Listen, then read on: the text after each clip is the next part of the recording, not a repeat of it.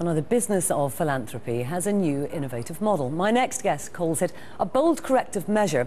It proposes to encourage increased private contributions by matching those donations from government development aid budgets. Taxpayers will also be invited to make donations.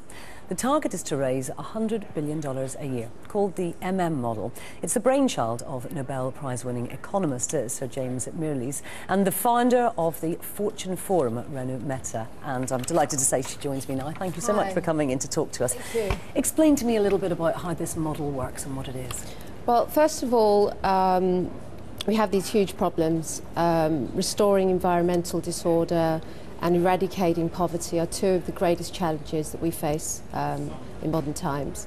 And on one hand, we need to find the money to meet these needs, and also we need to ensure that the money is spent wisely and to ensure that money actually gets to the people on the ground.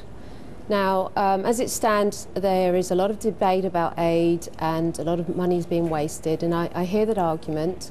But if you look at $2.3 trillion that's been spent over the last 5 decades, that's about 46 billion per year. And according to the UN, we need something like $300 billion per year, or roughly 0.7% of their governments need to give 0.7% of their GDP in order to meet the needs. So we need more money.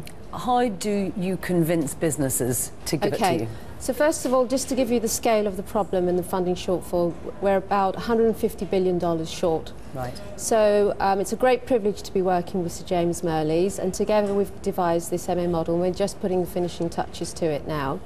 And as it stands, we need to first of all find a fair way to collect this money. So we're looking to businesses, wealthy individuals and offshore funds, trusts, see how we can collect the money.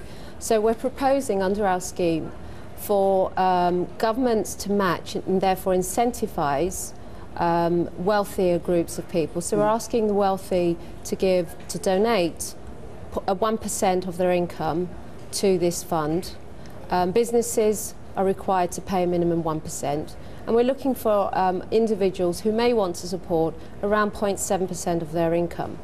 And so what it is, it's actually, I would say, giving 1% or less I think would be a pinch. But if everybody comes in, businesses, individuals, and offshore trusts and foundations, everybody comes together, we can find the sums that are needed. What do you say to the argument that you must come up against? Look, I already, I'm a wealthy individual. I already pay 50% in tax. I give half my money away. I don't want to give any more. Sure.